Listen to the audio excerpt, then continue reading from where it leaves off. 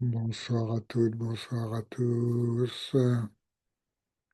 J'ai rajouté hier à ma religion et l'amour intelligent, la voie universelle et la voie de l'amour intelligent, de l'amour altruiste, il ne veut pas corriger, de l'amour altruiste dans l'intelligence de l'interdépendance.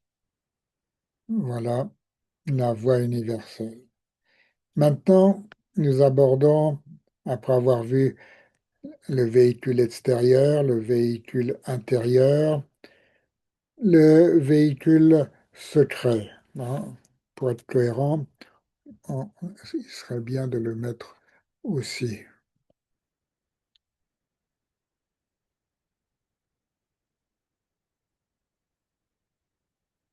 Le véhicule secret, la discipline secrète ou la plus intérieure.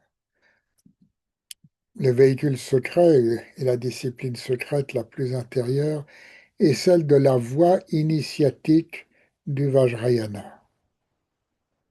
Le Vajrayana, la voie d'Amantine, est un raccourci vers l'éveil qui utilise les moyens adroits que sont des méthodes yogiques particulières, le yoga de la déité, avec ses deux phases, Kirim et Zorim, de génération et de perfection, et les yogas du corps subtil, des canaux, souffle et grains principiels d'énergie. La discipline secrète commence par des préliminaires ou préparations.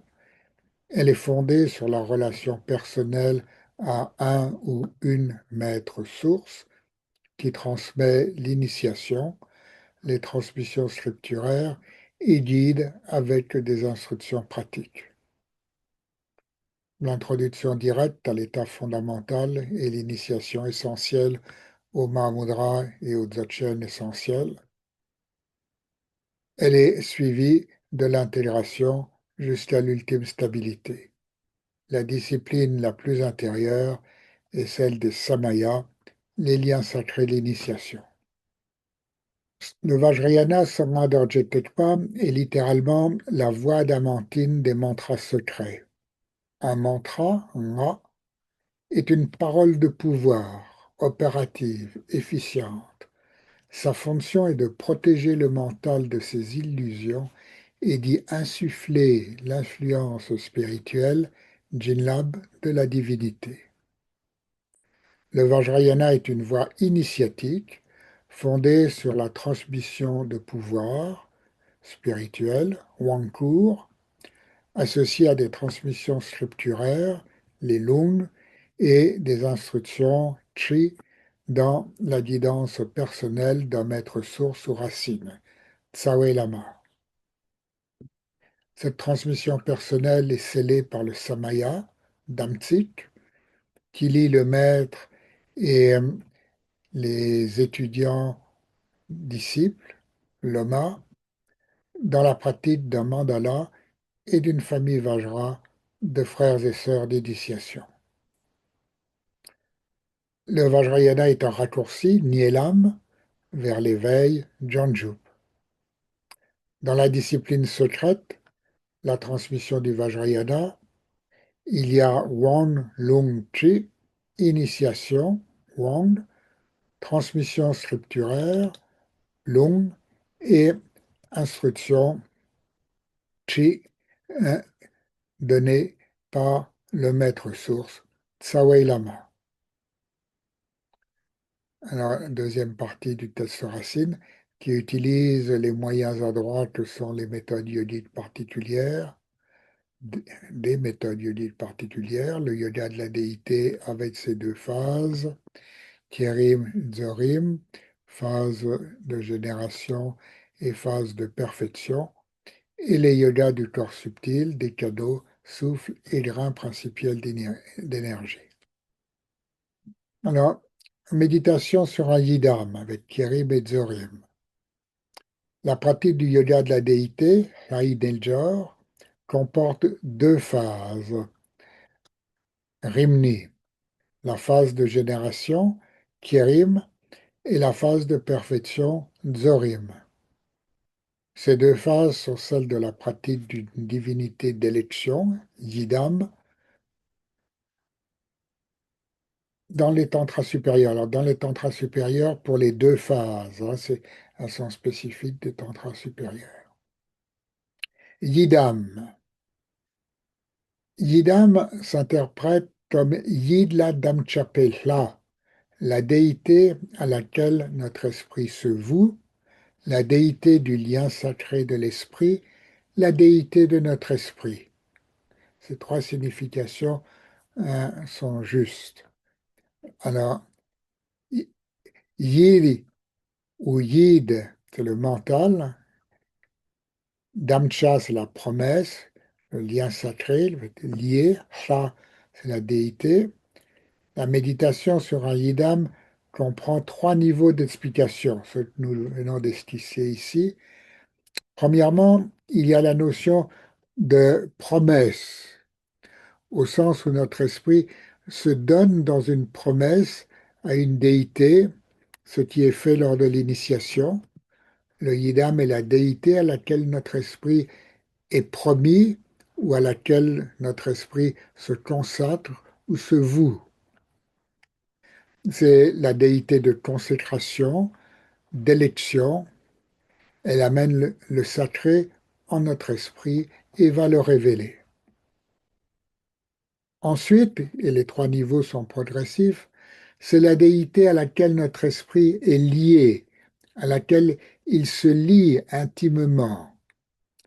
Elle prend notre place et nous sommes à sa place. Elle nous habite. On dirait ce n'est plus moi qui vis, c'est Chenrezig qui vit en moi. Le troisième sens est la déité comme dimension sacrée de l'esprit. La nature de la déité est la nature de l'esprit pur. La déité est notre esprit pur. Yidam s'interprète dans tous les sens et, pour des raisons de simplicité, on utilise le terme Yidam ou déité. Yidam est la déité personnelle que nous méditons d'abord dans une relation de personne à personne et qui progressivement nous habite personnellement. Yidam se comprend comme la déité à laquelle notre esprit se lie, dans le sens d'une habitation, d'une absorption, et finalement d'une non-dualité en laquelle Yidam est le sacré de l'esprit. La pratique ou yoga du Yidam, Yidam du Nejor ou Sai Nejor, le yoga de la déité, nous fait entrer dans la présence de la déité depuis sa présence symbolique, conceptuelle, jusqu'à sa présence absolue, naturelle. C'est ce processus qui se vit et se développe dans les deux phases de la méditation du Yidam, nommées Kérim et Dzorim. La phase de génération, Kérim. Alors, Kérim, phase de génération, Kiepa, c'est générer, développer, créer. Rimpa, c'est la phase. Kérim est la phase dite de génération ou de transformation, durant laquelle on génère une forme et même se transforme en celle-ci. C'est une phase de méditation conceptuelle dans laquelle tous les concepts de l'esprit se vivent comme mandala de la déité. La phase de perfection, Dzorim. Dzorim, phase de perfection, Dzopa, perfection, Rimpa de nouveau phase. Après la phase de génération, il y a la phase de perfection, Dzorim, durant laquelle toute forme et conception se dissolvent pour laisser seulement l'état de repos naturel inconceptuel, l'état de contemplation. On distingue deux types de Zorim, avec caractéristiques, Tsenche dit Zorim, et sans caractéristiques, Tsenme dit Zorim. Zorim avec caractéristiques est intermédiaire entre Kérim et le Zorim contemplatif, sans caractéristiques. Zorim avec caractéristiques est la pratique des canaux, tsa, souffle, lung et grain principiel tidlé, pratique de tsalung tidlé, qui se pratique dans le corps subtil de la déité. Ces yogas, ces yogas du corps subtil ont différents noms. Ce sont particulièrement les 6 yogas de Niguma, de Sukhasiddhi ou de Naropa. Ces 6 yogas, Choduk, sont le yoga de Tumo Neljor, où on peut mettre un petit génitif, le yoga du corps illusoire, Dyumei Neljor, le yoga du rêve, Milam Neljor, le yoga de la claire-lumière, Eusel Neljor, le yoga du transfert, Poe Neljor, et le yoga des bardos, Barde Neljor. Ensuite, il y a l'instance 38, la voie initiatique comme alchimie spirituelle. La voie yogique, initiatique du Vajrayana, est une alchimie spirituelle qui transmute nos éléments constituants et champs sensoriels en leurs dimensions éveillées, signifiées symboliquement comme Bouddha et Bodhisattva. Cette transformation est celle de ce que l'on nomme le triple siège d'Ensum, que sont nos éléments, Kam, constituants, Pumpo, et champs sensoriels, Kyeche, qui sont le siège d'En de la présence divine du Yidam et plus généralement du mandala des 100 familles de Bouddha avec les bodhisattvas qui représentent pour tous les éléments de l'expérience éveillée. Voici les 2 sens du jour et demain nous verrons la discipline fondamentale. Alors, il y a beaucoup de points dans cette présentation. S'il y a des remarques ou des questions, c'est le moment. N'hésitez pas. Voici. Cécile a levé la main, s'il vous plaît. Je souhaiterais que vous reveniez, s'il vous plaît, sur la toute dernière phrase qu'on vient de voir et que vous puissiez l'expliciter un petit peu, s'il vous plaît. Sur les Sur- 3 sièges, j'ai pas bien compris. Là, le Vajrayana est une voie de transmutation.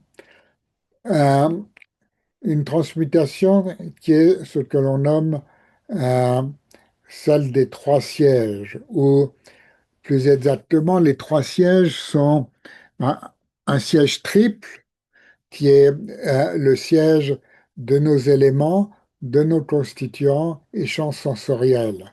Et ce sont ces 3 domaines, éléments, constituants et champs sensoriels, qui sont transmutés en leur aspect pur, qui sont exprimés symboliquement sous la forme de Bouddha et ou de Bodhisattva, suivant les circonstances.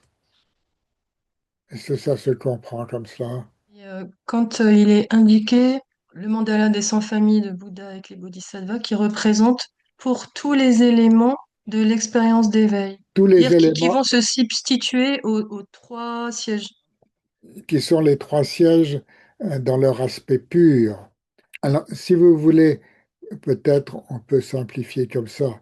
Cette transmutation est celle, c'est juste, j'ai écrit, mais est celle, voilà, de nos éléments constituants et champs sensoriels, qui sont le siège de la présence divine du Yida et plus généralement du mandala des 100 familles avec les bodhisattvas, 100 familles de Bouddha, euh, qui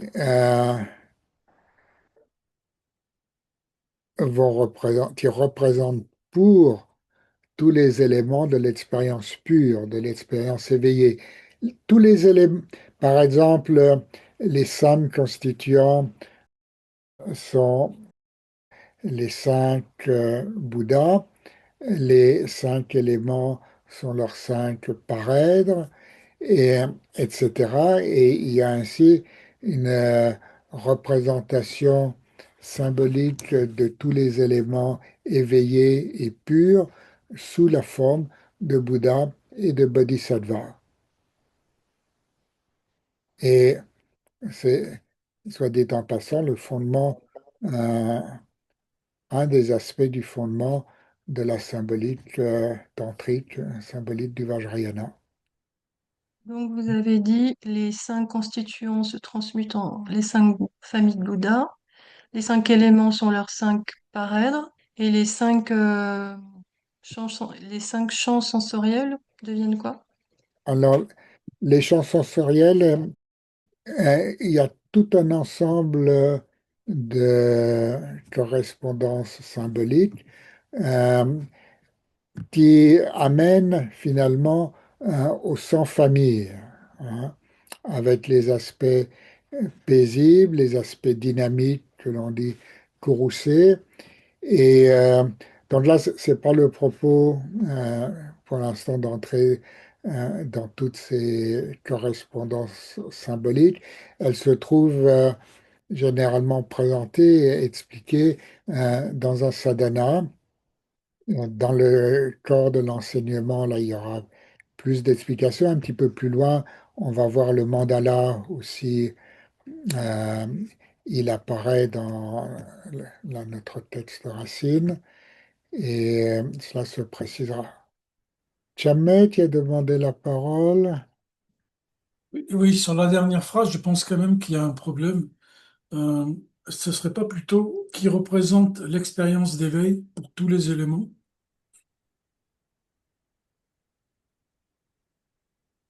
C'est la tournure représentée pour, mais euh, alors, cette transmutation est celle de nos éléments constituant et champs sensoriels. Ils sont transmutés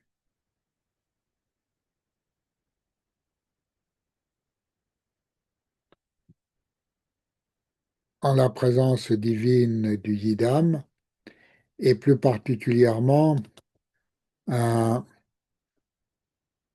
en le mandala des 100 familles de Bouddha avec les bodhisattvas. On peut même, si on veut simplifier, les 100 familles de Bouddha qui représentent tous les éléments de l'expérience éveillée. Vous préférez comme ça, c'est plus clair, c'est plus simple. Oui, c'est beaucoup plus clair. Des chaînes, s'il vous plaît. J'ai en fait deux questions.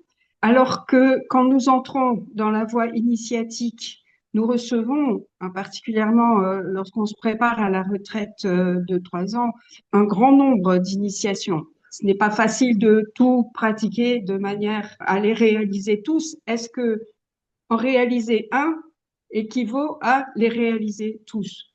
Oui, et c'est ce que l'on dit toujours. Euh, alors, au début de la retraite de 3 ans, ou au milieu ou après, ça dépend, on reçoit souvent le Champa Chatsan Rimé, c'est-à-dire toutes les initiations de la lignée, et ce qui fait beaucoup d'initiations et beaucoup d'aspects de la déité. Et il est clairement pas possible de tous les pratiquer et particulièrement en même temps. Ce qui n'est non seulement pas possible, mais même pas du tout un objectif. Là, on reçoit toute cette palette, si je puis dire, d'initiation dans la mesure où effectivement elles correspondent à différentes réceptivités, à différentes mentalités, et on peut trouver une résonance et d'affinité avec un aspect ou l'autre, et de ce fait qu'il nous soit plus facile de pratiquer avec cet aspect qui résonne en nous et qui nous habite en quelque sorte plus aisément. C'est à ce moment-là quelque chose que l'on voit avec le maître source et cette déité, si effectivement elle correspond bien à notre réceptivité, peut devenir notre yidam particulier. Et ce qui est important, c'est de pratiquer pleinement et complètement un yidam avec les phases préliminaires, les phases de familiarisation, d'intégration avec tout le sadhana. Et on donne toujours comme conseil de bien pratiquer un sadhana plutôt que d'en pratiquer différents, beaucoup, superficiellement ou, et même éventuellement dans une alternance comme ça circonstancielle. Et pour conclure, on donne souvent cette citation qui dit les Indiens pratiquaient un yidam et en réalisaient 100. Les Tibétains ont tendance à en pratiquer 100 et à n'en réaliser aucun. Alors, c'est quelque chose d'humoristique euh, pour charrier un petit peu les Tibétains, mais effectivement, dans la tradition, dans la pure tradition, on ne reçoit pas forcément toutes les initiations de toutes les lignées. Si on le fait dans la tradition tibétaine et dans le contexte de la retraite de 3 ans, souvent, c'est pour avoir ce, cet ensemble de transmission de la lignée et le garder vivant dans une transmission intergénérationnelle. Vous voyez, c'est plus il y a de canaux possibles pour la transmission et de porteurs de la transmission complète, plus celle-ci peut aisément se préserver. Mais ça n'est pas d'un point de vue pratique et de réalisation quelque chose ni d'utile ni de nécessaire. La deuxième question est en rapport avec la citation que vous avez rajoutée à la fin de l'instance 37 ou 36. Ma religion est l'amour intelligent. Alors, c'est forcément la citation de quelqu'un parce que je n'imagine pas que vous parliez de religion. Tous les mots, tout dépend la définition que l'on en donne. Alors, religion est effectivement un terme que j'évite d'utiliser parce qu'il prête aisément à confusion et il fait état d'une certaine mentalité religieuse, de croyance, de dogme, de credo, etc., etc.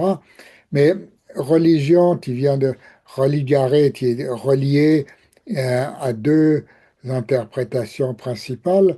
L'interprétation spirituelle, ce qui relie à Dieu, et l'interprétation sociologique, ce qui relie les hommes entre eux. Hein. Et dans ce sens, et particulièrement si on comprend Dieu comme l'absolu, la nature absolue, il n'y a pas de contradiction à utiliser religion. Et comme ça fait plaisir à certaines personnes, il n'y a pas d'interdit. Voilà. Dans ce sens, je veux bien faire mienne cette citation. Euh, et elle reprend une citation classique qui est Ma religion est l'amour. Hein. Mais il semble bien de préciser l'amour intelligent Et puis après, en relisant, je me suis dit, il est aussi peut-être bien de préciser de quel sens, de quel type d'intelligence il s'agit. C'est pour ça que j'ai rajouté la voie de l'amour altruiste dans l'intelligence de l'interdépendance. Bien. Ah, Caroline, Je suis infirmière et donc je vais chez des gens et j'imagine juste avant d'aller chez eux qu'on se prosterne devant Vajradhara ou alors je les imagine avec Chenrezig au-dessus de leur tête et par contre il y a rarement la phase de Zorim et du coup je voulais savoir si ça avait quand même un intérêt parce que disons que c'est la seule façon que j'ai pour pratiquer dans la vie quotidienne mais est-ce que c'est gênant de pas avoir la phase de dissolution? c'est bien, c'est une pratique qui est bien, mais qui est partielle. Et une fois que vous avez imaginé ce que vous imaginez, dans l'exercice de ce que vous faites en tant qu'infirmière, si vous le faites dans la pleine présence et avec cette bonté, gentillesse altruiste, c'est la phase de perfection qui n'a pas besoin de concept ni de représentation, mais qui est une présence entière, une présence inconditionnelle, on peut dire même. Et on parle souvent du pouvoir thérapeutique de la présence inconditionnelle, et qui peut être, en plus de l'acte médical, euh, une dimension thérapeutique, euh, psychologique et spirituelle très forte et très profonde. Et pour ce qui est des représentations, euh, là, on peut faire suivant son inspiration, euh, de façon plus ou moins élaborée, mais si on reconnaît en la personne que l'on va soigner, ou même d'une façon générale, la personne avec laquelle on est en relation, dans un entretien, dans une discussion, quoi que ce soit, comme étant Chenrezig. Alors, on peut se l'imaginer comme Chenrezig ou imaginer Chenrezig au-dessus de sa tête. C'est une façon symbolique et un rappel utile, mais aussi tout simplement comme ayant la nature de Chenrezig, comme étant fondamentalement Chenrezig. Et on peut voir Chenrezig aussi en son cœur, hein, ou habité de cette, la personne est habitée de cette présence et nous-mêmes sommes habités de cette présence et la relation devient une relation de Bouddha à Bouddha, de Chenrezig à Chenrezig, ce qui consacre véritablement la relation, ce qui la rend sacrée, euh, c'est-à-dire au-delà des égos et de l'égoïsme habituel. Et c'est une forme d'intégration très pertinente et profonde. Ainsi soit-il. Bien, toute vertu ainsi pratiquée et sans aucune appropriation dédiée au bien de tous les vivants en la réalité absolue.